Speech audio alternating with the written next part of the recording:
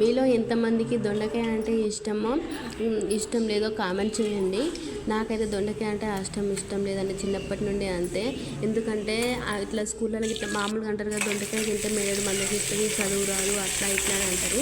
ఆ కారణంతో నేనైతే దొండకాయ కర్రీ చిన్నప్పటి నుండి అసలుకే తినేదాన్ని కాదు.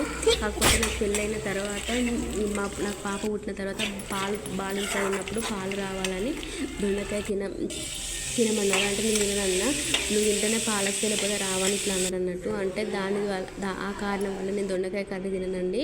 కానీ దొండకాయ కర్రీ మాత్రం మెదడు మందగిస్తుందో కాదో నాకు తెలియదు, కానీ దొండకాయ అంటే ఆరోగ్యానికి చాలా మంచిదండి.